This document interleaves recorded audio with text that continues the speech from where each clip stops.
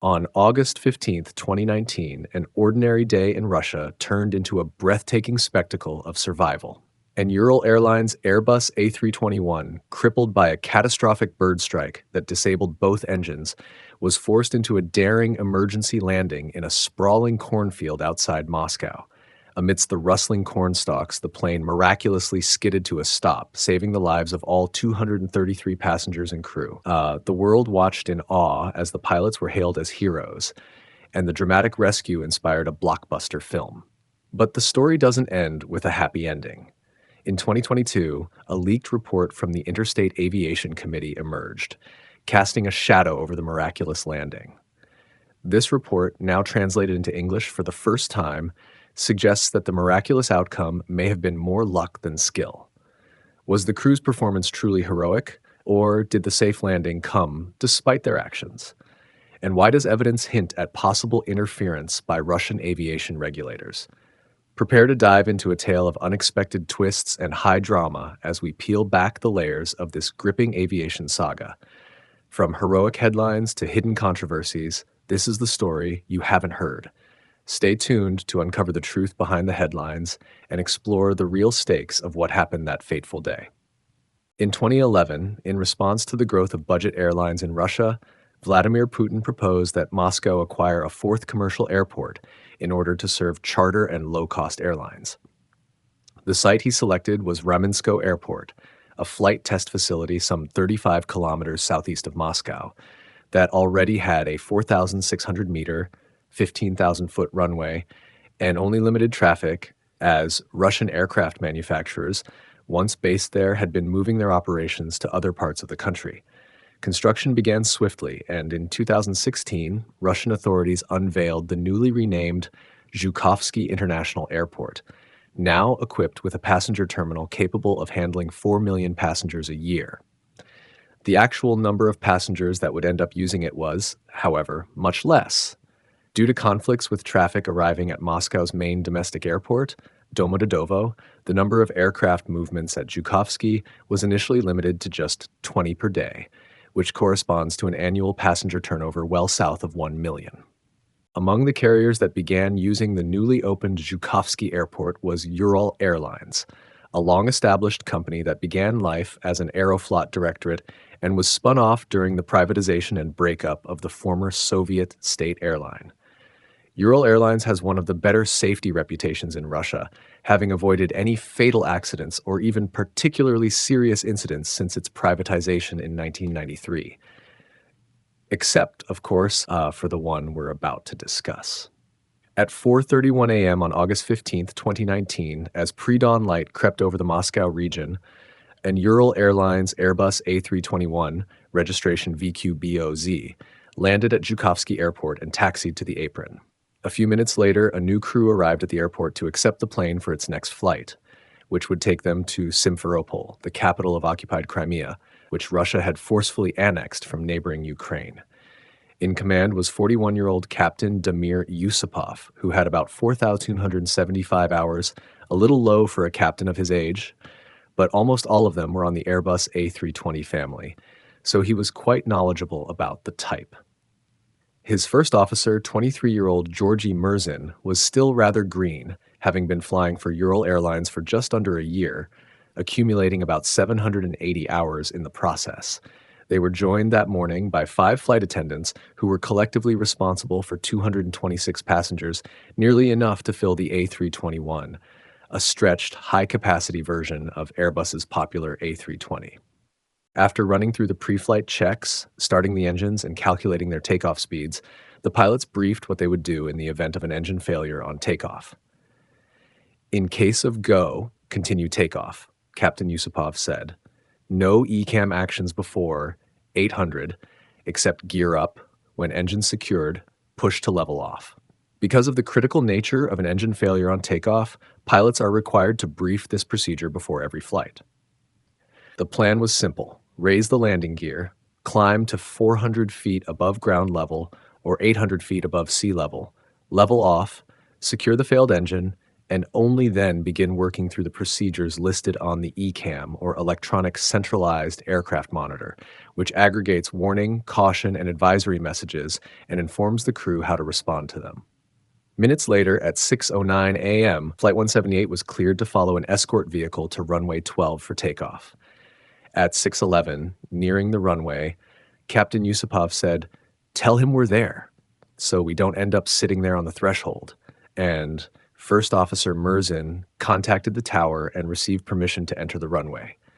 As they neared the threshold, both pilots spotted a flock of gulls in the grass near the taxiway, a common occurrence at Zhukovsky Airport, but they made no particular comment. The bird's presence was so ubiquitous that air traffic controllers had developed a habit of warning crews about bird activity on every single takeoff. As they turned onto the runway, Captain Yusupov scanned the strip for any sign of additional birds. There are hardly any birds there, no?" he said. "Yeah, no, hardly," First Officer Merzin agreed. Suddenly something caught Captain Yusupov's eye. "Hardly any?" he said. "But some kind of flock is flying there." "Ah, well, there's something flying," First Officer Merzin concurred. "No, I mean on the runway," said Yusupov.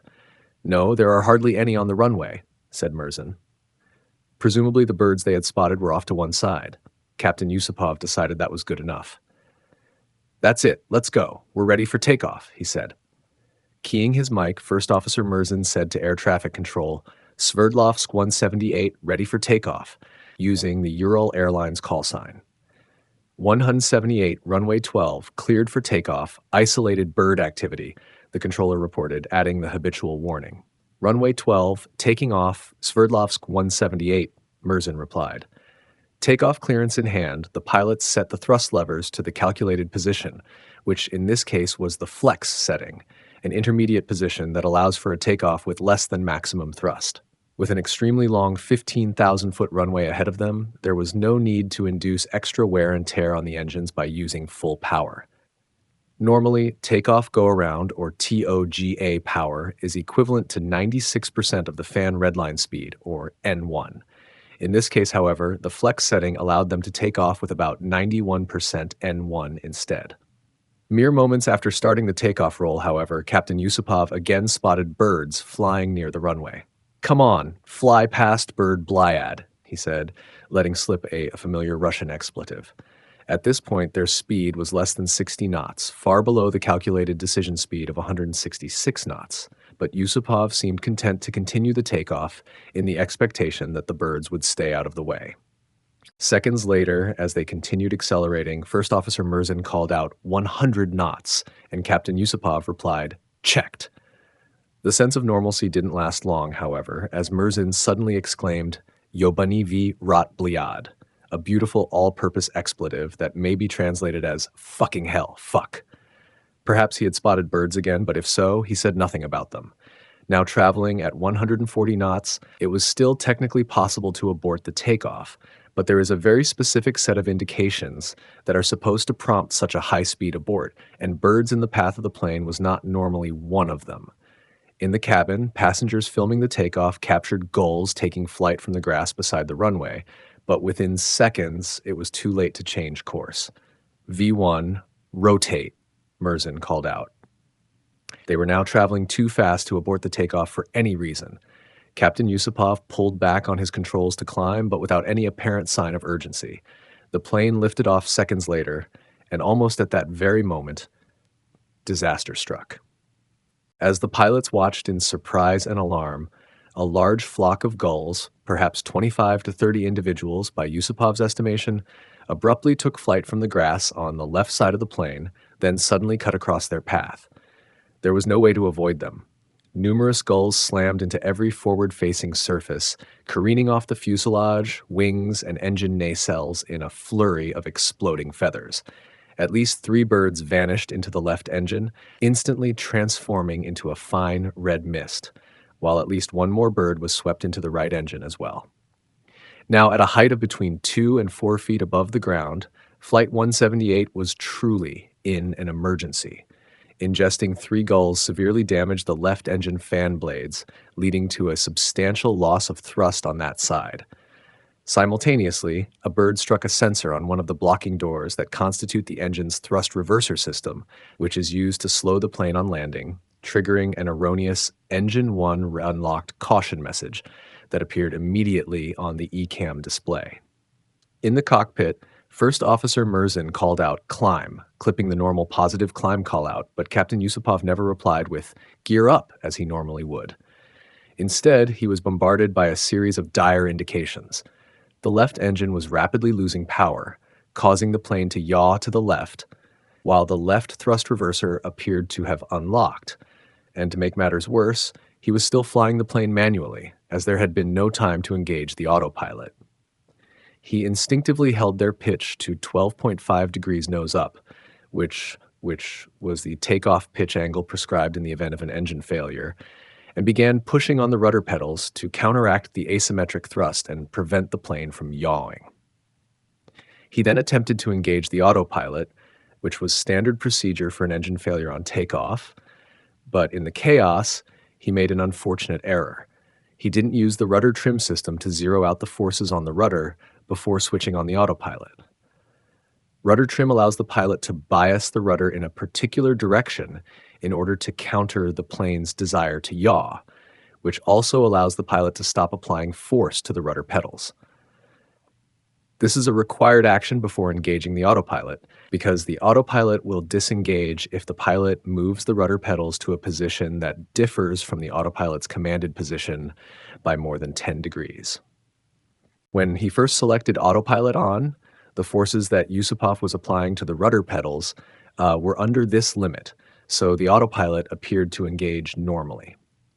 Detecting that the plane was decelerating, it immediately began pitching the nose down to gain speed.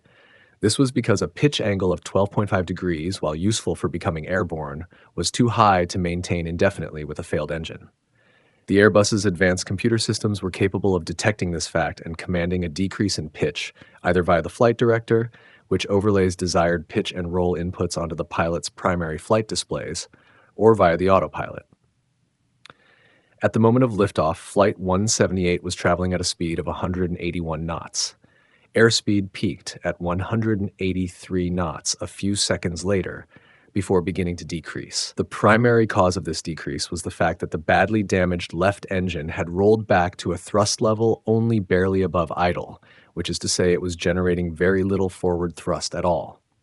To make matters worse, heavy vibrations during and after the bird strike had damaged a sensor in the right engine, causing its commanded N1 fan rotation speed to drop from 91% to 88%, which was noticeably lower than the power it was expected to provide during a single engine takeoff. As a result, a shallow pitch angle was required in order to continue climbing without an unacceptably rapid loss of speed. Now, climbing toward 300 feet with the autopilot apparently engaged but their speed decreasing, Captain Yusupov called for ECAM actions. First Officer Mirzin began reading off the ECAM display. "Engine 1 reverse unlocked," he said. Continuing to the rectification instructions, he read, "Thrust lever 1 idle. Confirm thrust?" "Check," said Yusupov.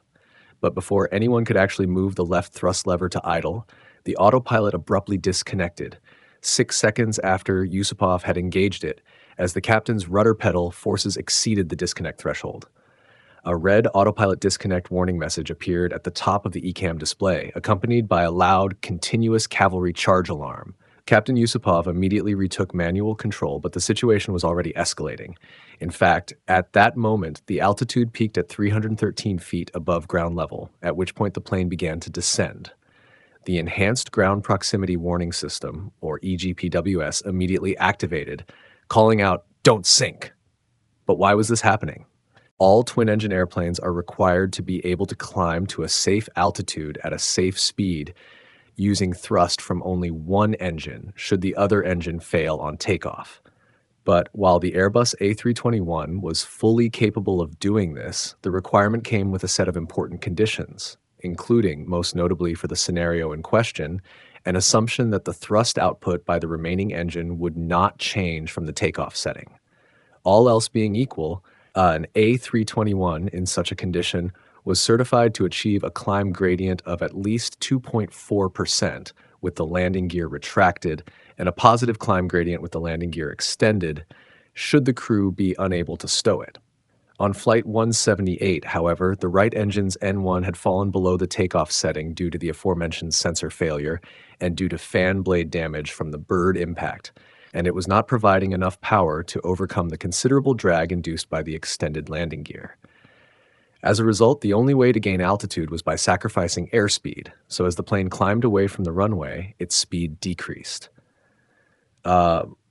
Lift, at its most basic level, is a function of airspeed and angle of attack, or the angle of the lifting surfaces relative to the oncoming airflow.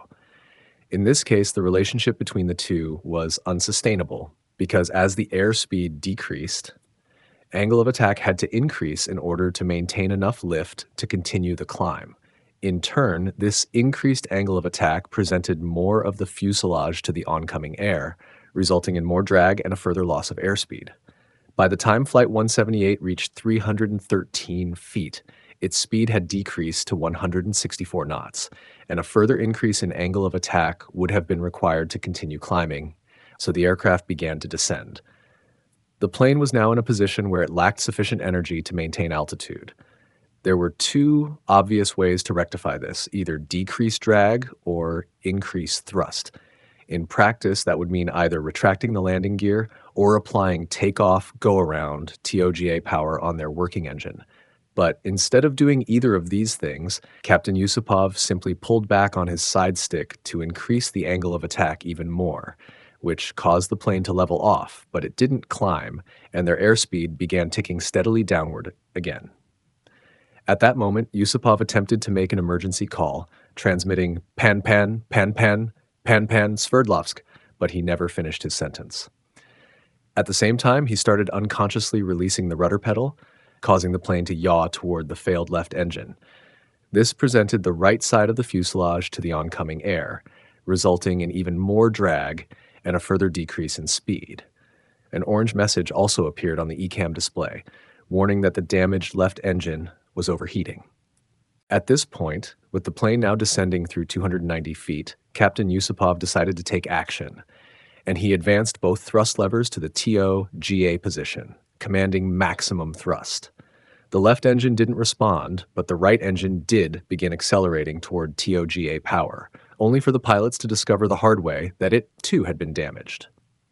The bird that went into the right engine had caused relatively minor fan blade damage that did not prevent it from operating at 88% N1, where it had been since the moment of the bird strike, but which did interfere with its ability to sustain TOGA thrust.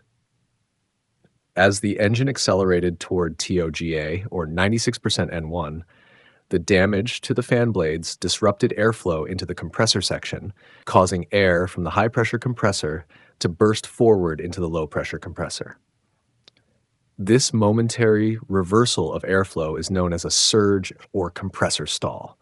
In this case, each surge caused the right engine's N1 value to drop to 78%, at which point it would begin rising back toward the commanded value, causing pressure in the high-pressure compressor to increase, until the engine surged again, over and over, every couple of seconds, like continuous backfiring. This caused the total available thrust to decrease even further. As loud bangs and shudders rocked the aircraft, they continued losing speed and altitude, dropping inexorably toward the ground below. Captain Yusupov reduced power in the dying left engine, but this did nothing to help their situation. In fact, he was still struggling to catch up with events, as he finally called out, "Autopilot off!" He then ordered First Officer Mirzin to watch speed, since they were decelerating alarmingly. But Mirzin didn't reply, nor did he ever call out their airspeed. With the emergency growing in seriousness with each passing second, Captain Yusupov picked up the radio again and said, "Pan-pan, pan-pan, pan-pan, Sverdlovsk 178, one engine failure." He then ordered Mirzin to request a return to the airport, which he did, and permission to turn back was granted. But with their altitude and speed decreasing dangerously, turning back would be virtually impossible. Their height above the ground was only 240 feet, and their airspeed just 152 knots. Captain Yusupov finally moved the left thrust lever to idle as commanded by the ECM instructions, but this didn't help. Altitude, altitude, First Officer Mirzin warned. In response, Captain Yusupov pitched the nose up even more in a desperate attempt to climb, again reaching 12.5 degrees, at which point the A321's flight envelope protection systems kicked in to prevent the airplane from stalling. The Alpha protection system, which protects against high angles of attack, ensured that the angle of attack would not continue increasing if Yusupov were to release his side stick. But Yusupov did not release it. Instead, he pulled back even more until the angle of attack reached 15.5 degrees, a hard ceiling known as alpha max. The alpha protection system now prevented any further angle of attack increase at all, no matter how hard Yusupov pulled back on the stick. Had it not done so, the plane would have exceeded its critical angle of attack, stalled, and plunged to the ground. In a steady descent, wallowing along with its nose high in the air, the plane held on precariously, hanging from the digital hand of the almighty Alpha protection system. The cockpit was filled with a cacophonous din as the autopilot disconnect alarm continued to blare amid bangs and roars from the surging right engine, punctuated every few seconds by the sound of the ground proximity warning system calling out, "Don't sink!" and "Terrain ahead! Pull up!" Ahead of them stretched empty cornfields, crisscrossed by roads and ditches. This would be their impact zone, and they had just seconds to prepare. At 120 feet, just moments from impact, Captain Yusupov abruptly retracted the landing gear, then pulled his side stick as far back as it would go, keeping the angle of attack pinned at alpha max. No words passed between the pilots. No landing site was selected. No command to brace was issued. Instead, seconds later, with the landing gear doors still halfway open, Flight 178 crashed to Earth in a cornfield at a speed of 136 knots, the still-running right engine flattening large swathes of ripening corn in its wake. Jolting and shuddering, the plane slid on its belly through the field, cleared a water-filled ditch, and then skidded to a halt, miraculously intact and surrounded on all sides by corn. As soon as the plane came to a stop, the flight attendants opened the doors and deployed the slides, and the passengers, stunned by the crash but grateful to be alive, filed out into the cornfield, illuminated by the early morning sun. Crew members used megaphones to bark orders and prevent anyone from wandering off, while bewildered survivors stared at the plane, phone cameras rolling, expressing disbelief at the sudden turn of events. In the cockpit, meanwhile, the pilots found that the plane still had electrical power, so they informed air traffic control of their position before shutting down the engines and evacuating themselves. Emergency services arrived soon after, cutting a path through the corn to evacuate the passengers. Those who had been injured were taken to hospitals, while the remainder were bussed back to the terminal at Zhukovsky Airport, where some presumably boarded the next available flight to Simferopol.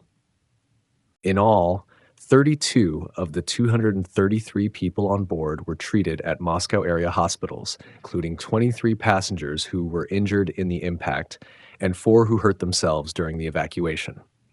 Only 3 people suffered injuries classified as serious, including First Officer Merzin, who fractured a vertebra.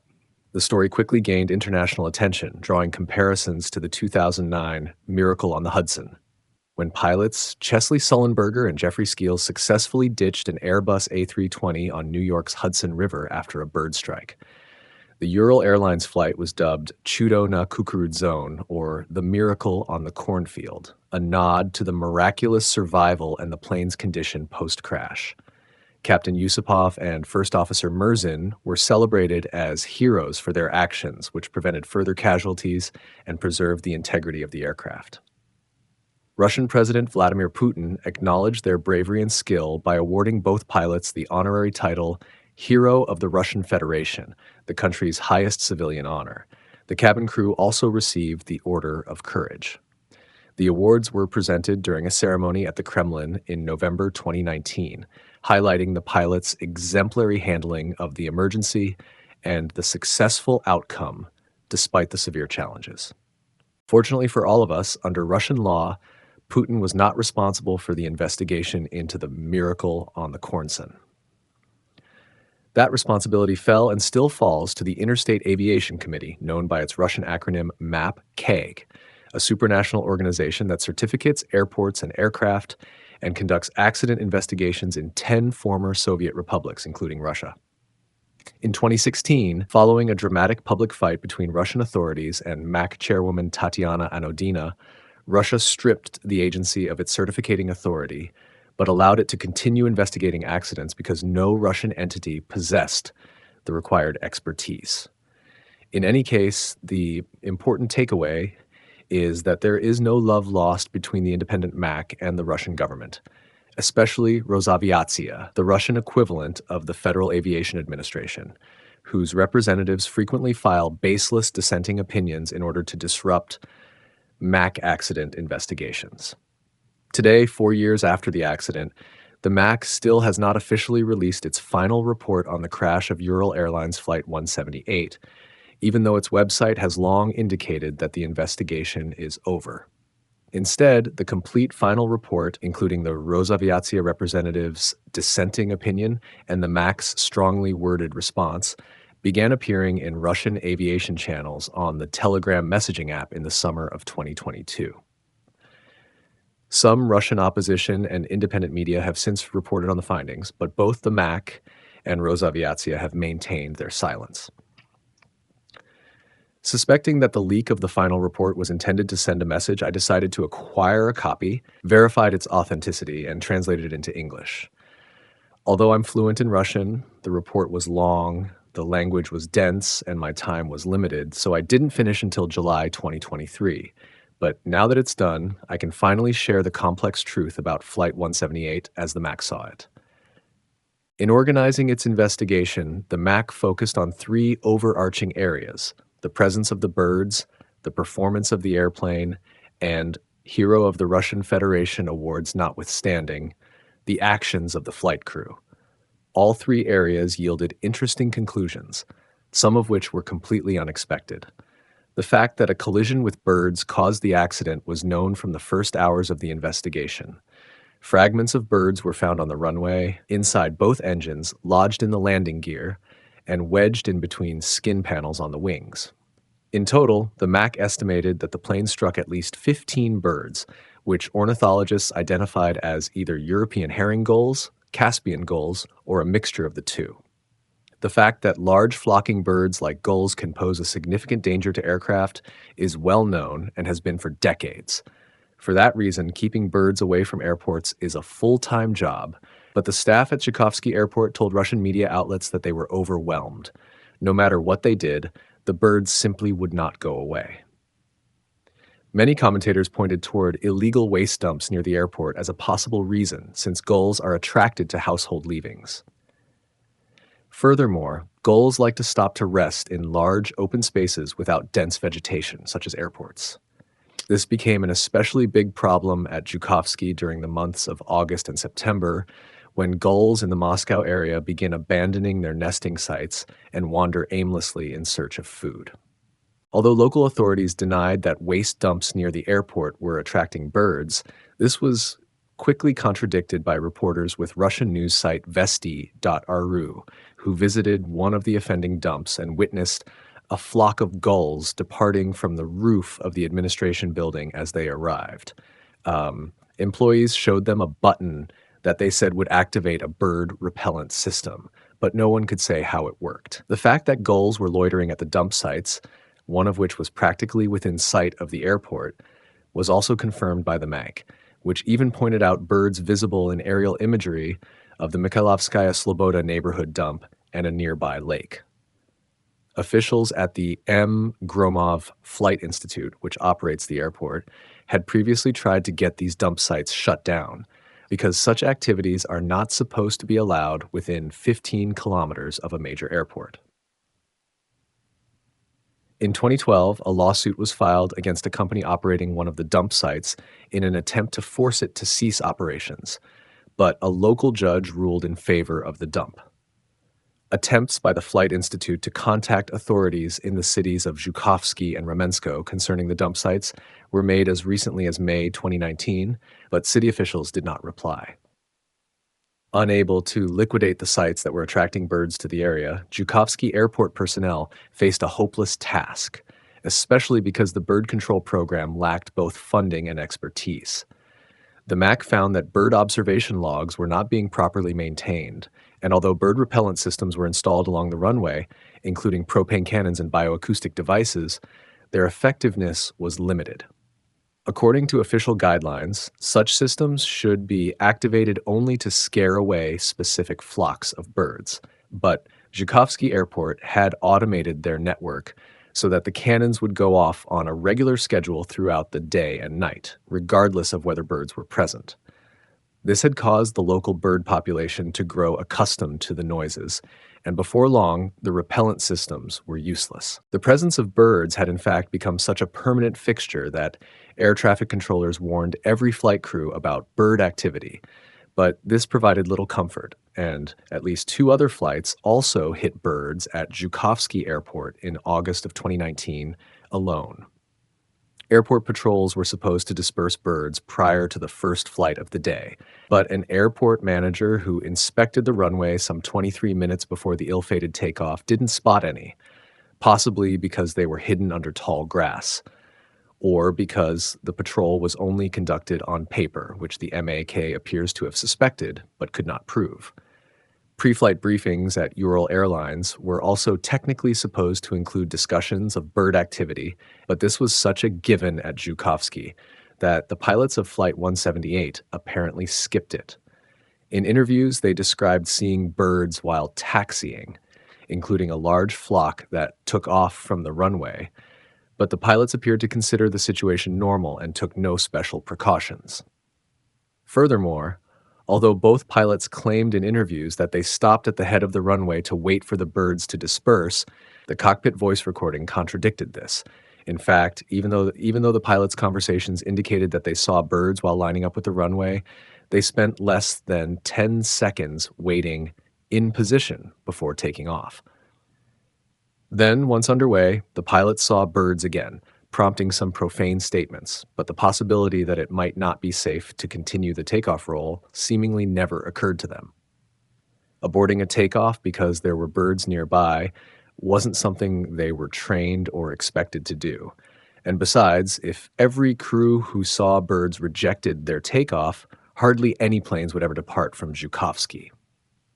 In the end, therefore, the collision with birds became essentially inevitable due to the normalization of their presence at Zhukovsky and a lack of guidance for flight crews about when bird activity might constitute a flight safety risk. With these 2 factors propelling them, the crew of Flight 178 accelerated down the runway, knowing that birds were surely present, but guided by the ultimately fruitless hope that they would not hit any.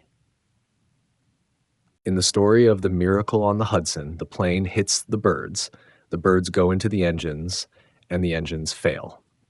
Initially, most people assumed that was what happened to Ural Airlines Flight 178 as well, but it was apparent to the Mackay investigators quite quickly that this was not actually the case. Flattened stalks of corn showed that the right engine was producing appreciable power at impact, and vegetation deep inside its core showed that the left engine was running on touchdown as well, albeit without producing much thrust. Furthermore, the electrical generators continued to operate throughout the flight, and the backup turbine was never deployed. The inescapable conclusion, later confirmed by the flight recorder data, was that neither engine failed as a result of the bird strike. With the help of detailed teardowns, the MAC determined that the left engine ingested 3 birds, one of which was categorized as large, between 2.5 and 4.0 pounds, while the other 2 were of an undetermined but smaller size. The right engine ingested a single bird that was probably categorized as medium, 1.5 to 2.5 pounds, but could have been large. According to certification requirements in force at the time, the A321's CFM56 engines were certified. An engine that ingested 1 large bird need not continue producing thrust, but must avoid fire, uncontained disintegration, or other severe side effects. The left engine certainly met this requirement. As for the right engine, certification rules required that an engine that has ingested 1 medium bird continue to operate with a loss of thrust not greater than 25%. The flight data recorder showed that after the bird strike, the right engine N1 dropped from 91% to 88% due to a sensor failure, which corresponded to a 10% loss of thrust. Mechanical damage to the fan blades reduced the thrust output by another 10%, totaling 20%. which was within certification requirements. However, while each engine individually met certification requirements, the combination of a near total loss of thrust on the left engine and a 20% loss of thrust on the right engine was not a condition that the A321 had been tested for, and there were no particular requirements or guarantees that would define its behavior in such a state. As a result, the MAC had to conduct an entirely new engineering simulation to determine whether the plane was capable of maintaining altitude with the available thrust. Most observers' first guess would probably have been that it was not, given the outcome, but that's why investigators always have to double check. The results can be surprising. In fact, the engineering simulation showed that as long as the right engine maintained 88% N1 and didn't incur further damage, the plane would have had enough thrust to climb, but only with the landing gear retracted. Although the plane was required to achieve a positive climb rate with one failed engine and the gear extended, an additional 20% loss of thrust on the good engine would make this performance unachievable. The available thrust would be insufficient to overcome drag, and the plane would decelerate until it stalled or a descent was initiated. However, if the landing gear was retracted, the thrust-to-drag ratio would become positive, and a climb would be possible. The MAG found that it was even particularly time-sensitive. Even if gear retraction was postponed until 20 seconds after liftoff, around the time their altitude peaked, it still would have been possible to continue climbing. This conclusion did come with one significant caveat, namely, it assumed that the behavior of the right engine wouldn't change. Even if the pilots had left its thrust lever alone, retracted the gear, and climbed to a safe altitude, there was no guarantee that the damaged engine would last long enough to get them back to the airport. Modern certification regulations require that an engine continue to operate for at least 5 minutes after ingesting a medium bird. But the CFM56 engines on the accident aircraft predated this rule and hadn't been tested against such a strict standard. Nevertheless, the odds of a safe return to the airport might have been reasonable. In The Miracle on the Hudson, investigators famously determined that it was technically possible to have guided U.S. Airways Flight 1549 back to the airport instead of ditching on the Hudson River, but only if the pilots displayed superhuman reaction and decision-making times. The judgment call to land in the river was therefore correct. So, one might ask, was it not the same in the case of Ural Airlines Flight 178? Sure, it might have been possible to return to the airport, but was that a reasonable expectation to place on the crew? The answer, as it turns out, is complicated. One simple and uncomfortable truth was that the pilots of Flight 178 did not follow the standard procedures for an engine failure on takeoff. These were procedures that they were supposed to have memorized and briefed before every takeoff. Pitch to 12.5 degrees until liftoff, then follow the flight director.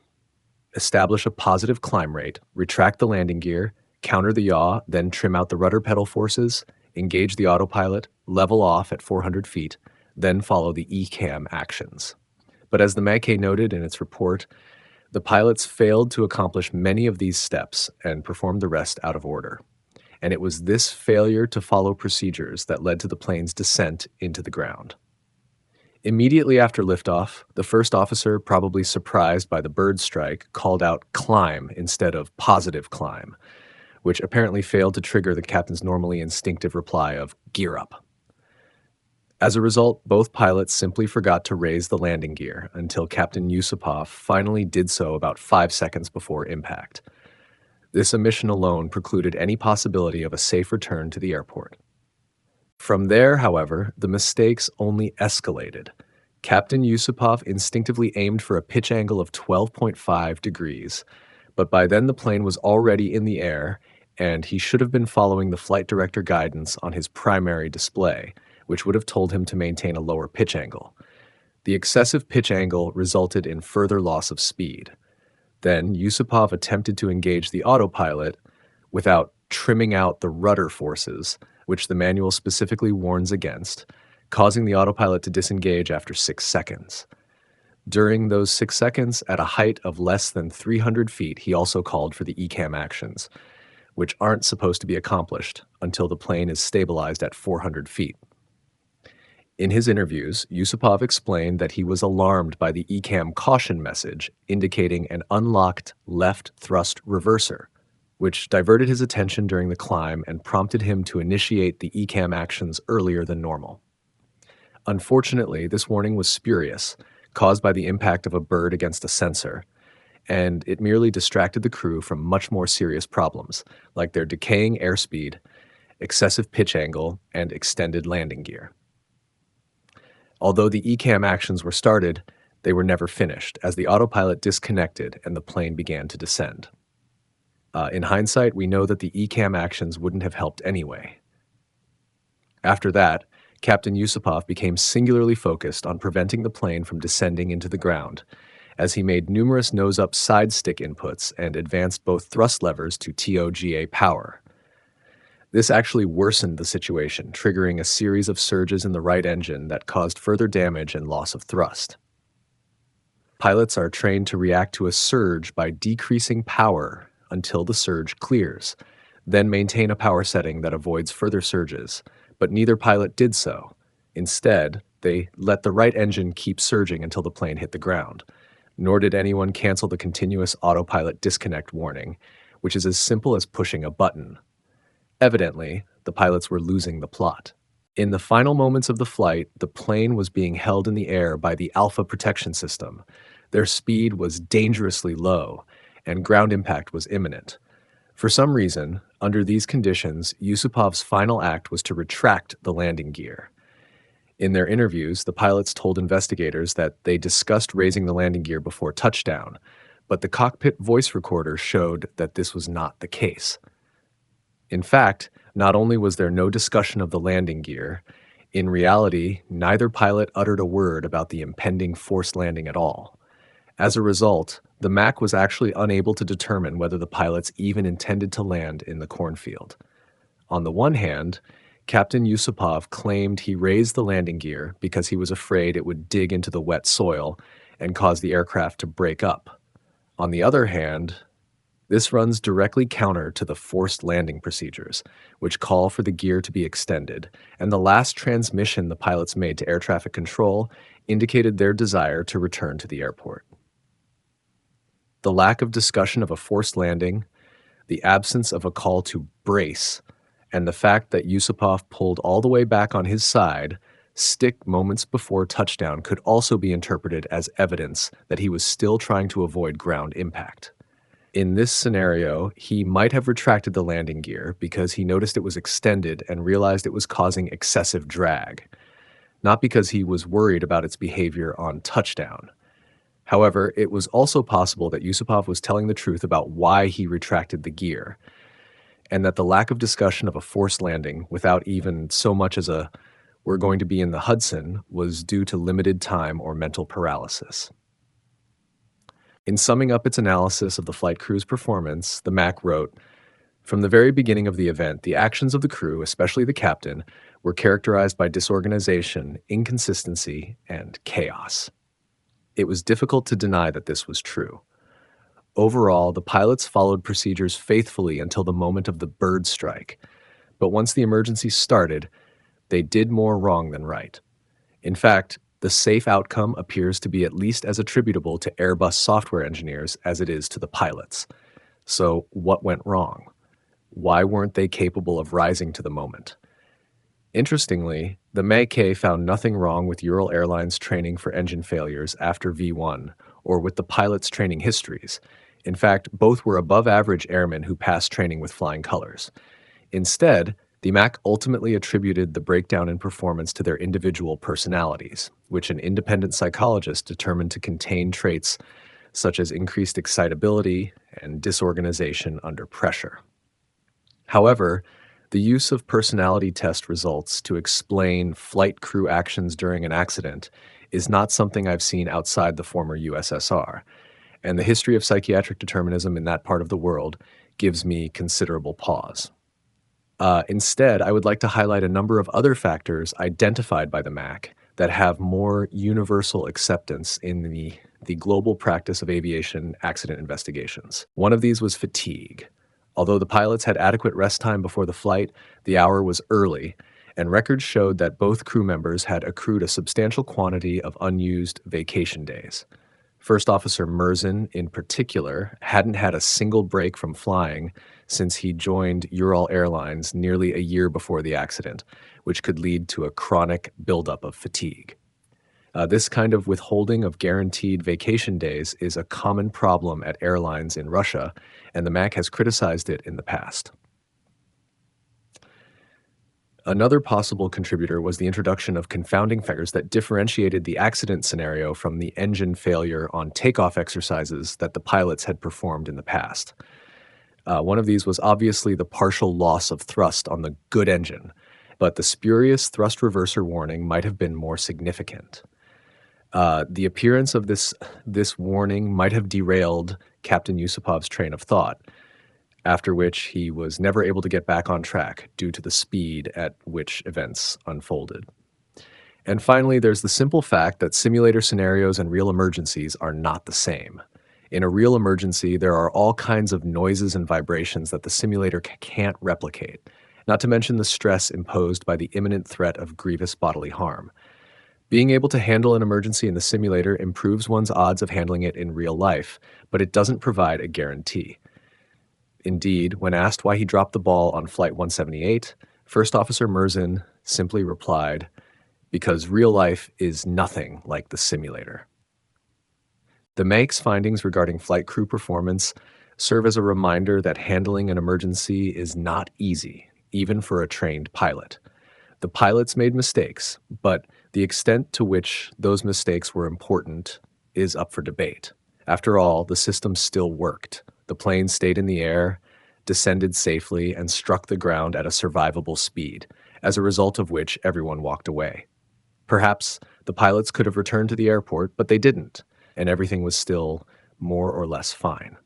On the other hand, Zhukovsky Airport is located at the very fringe of the Moscow metropolitan area, where there's not very much to run into. The cornfield where the plane came down was even mentioned as a suitable forced landing site in airport documents, although the pilots probably didn't know this. Therefore, in one respect, they got lucky, and the outcome could have been very different if the incident happened over an urban area.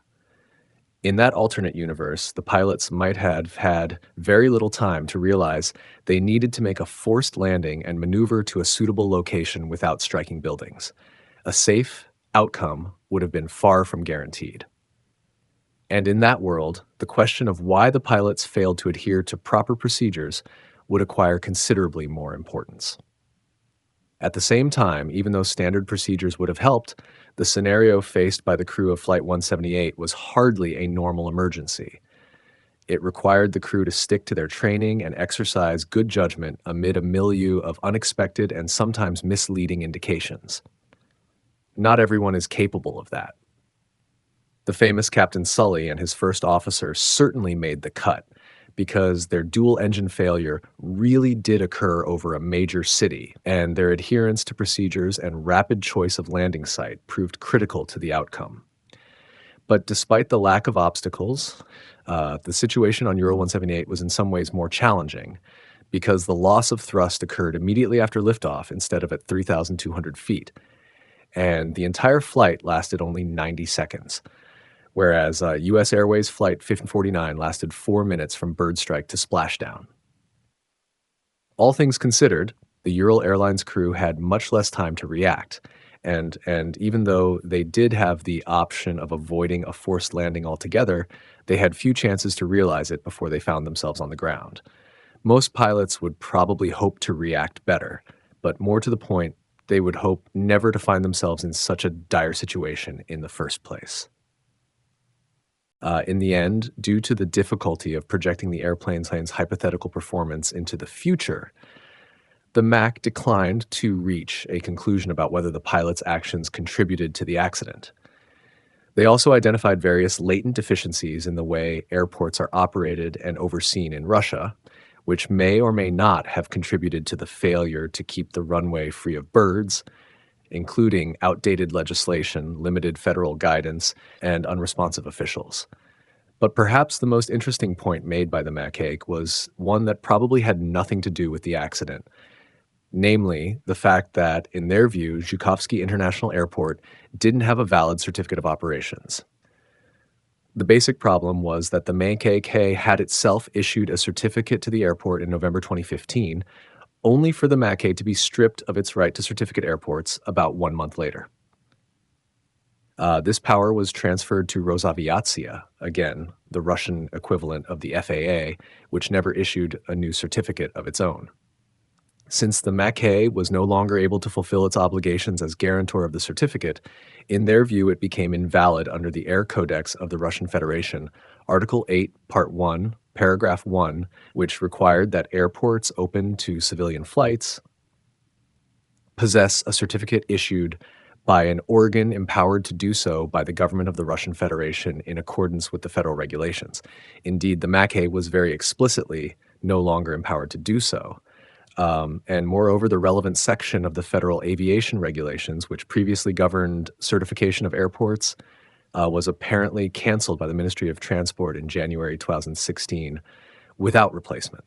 The Makeik's decision to point out this discrepancy angered A.A. Averkiev, the head of Rosaviatsia's Airport Activities Department, who also happened to be a sitting member of the investigation commission for Ural Airlines Flight 1178. In a strongly worded dissenting opinion, Averkiev criticized several aspects of the MAKK's report. First, he wrote that the analysis of psychological aspects ultimately underlies the Accident Investigation Commission's conclusions regarding the flight crew's actions, including the finding of disorganization, inconsistency, and chaos, and he argued that these conclusions were based on the opinion of a single psychologist in a brazen attempt to dispel the notion that the pilots did anything wrong. Needless to say, the fact that the pilots made errors is clearly evident from the flight recorder data, and no psychological analysis is needed. But Averkiev's most bitter criticism was reserved for the issue of airport certification, where he argued that no provisions of the law transferring certificatory authority to Rosaviatsia invalidated the existing MAC certificate, which was otherwise valid until 2020. He then accused the MAC of a conflict of interest, writing, "It may be suggested that the above conclusion by the MAC Commission regarding the invalidity of Zhukovsky Airport's MAC certificate at the time of the accident indicates the MAC's desire to avoid responsibility for a possibly deficient certification carried out by the same." On the basis of this argument, he called for the MAC to entirely remove the section of its final report concerning the certification of the airport. In a very strongly worded reply, the MAK hit back even harder. The agency wrote that its position on the certificate had been presented clearly and unambiguously, and pointed out that Averkiev had never raised any questions about the airport's certification during the investigation. The tables were then turned on Averkiev's accusations, and in scathingly bureaucratic language, the MAK wrote, "Furthermore, A.A. Averkiev is executing the responsibilities of the head of Rosaviatsia's Airport Activities Department, which directly handles questions related to airport certification. That is to say, he bears responsibility for the fact that Zhukovsky Airport has lacked a certificate for a considerable length of time." The Commission believes that A.A. Averkiev's suggestion to completely eliminate Section 1.8.8 because it contains what he calls unreliable information is the proposal of a subjectively interested official who is ignoring obvious facts in order to uphold the departmental interests and esprit du corps of Rosaviatsia. The MAK's anger didn't stop there, however, as the agency launched into a full-throated criticism of Rosaviatsia's conduct across numerous investigations, noting that existing structures do not guarantee the independence of serious aviation incident investigations carried out by Rosaviatsia, and that an impartial and independent approach is also not guaranteed when Rosaviatsia representatives participate in aviation accident investigations, taking direct aim at Averkiev's own role as a member of the investigation commission. The MAK then not so gently reminded Averkiev of Russia's poor safety record and Rosaviatsia's hand therein, writing that indicators of the aviation safety level in the Russian Federation are substantially lower than the world average. Furthermore, the reoccurrence of aviation accidents due to the same causes that were unambiguously determined by investigation commissions and which were addressed by specific recommendations remains unacceptably high. This latest dramatic display of tension between the MAC and Rosaviatsia, part of a Cold War between the two since at least 2015, appears symptomatic of a broader increase in bureaucratic dysfunction and erosion of the rule of law in Russia over the past decade. This dispute is possibly responsible for the final report's failure to materialize through official channels. It also does not bode well for the MAK's safety recommendations, which Rosaviatsia is generally responsible for implementing. The report indicates that various actions were taken, including elimination of illegal waste dumps near Zhukovsky Airport and new training at Ural Airlines, but nothing in the listed safety actions leads me to believe that such an accident couldn't happen again at other airports and airlines in Russia. And that's exactly what the MAK was complaining about when it penned the lines quoted above. In conclusion, then, the crash landing of Ural Airlines Flight 178 was, as so many things in Russia turn out to be, a disheartening series of unforced errors, empty words, meaningless rules, and bitter recrimination. The investigators and the regulators hate each other. No one knows who is responsible, and two pilots now bear the title Hero of the Russian Federation, even though it's difficult to say which of their actions could possibly qualify as heroic. But Putin already handed out the awards, so for any Russian official to admit would be just as miraculous as the forced landing itself. As if to complete the mockery of reality, a movie based on the crash was released in Russian theaters in January 2023, which proved to be but a sad imitation of Clint Eastwood's blockbuster Sully. Everything about it is bad, one Russian reviewer wrote, noting that the writers had made up most of the characters and that the movie contained less information about the accident than the Wikipedia page. Somewhere amid this mess of a story, there are real lessons that pilots might take to heart, if they can find them. Ideally, these should be the legacy of every aviation accident. But in the end, those lessons seem difficult to discern against a background of that most Russian of feelings, the bitter tang of disappointment. As we conclude this riveting exploration of Ural Airlines Flight 178, we hope this deeper look has shed light on the complexities and controversies surrounding this extraordinary incident. From the dramatic landing in the cornfield to the revelations that followed, we've navigated through a story filled with heroism and intrigue. Thank you for joining us on this journey. Your support means the world to us, and we welcome your feedback and insights. If you have any comments or suggestions, please share them with us. We're always looking to improve and bring you even more compelling content. We also appreciate your understanding if there were any shortcomings in this presentation. Don't forget to like, share, and subscribe to stay updated with our latest videos. Until next time, stay curious and keep exploring the world of aviation with us.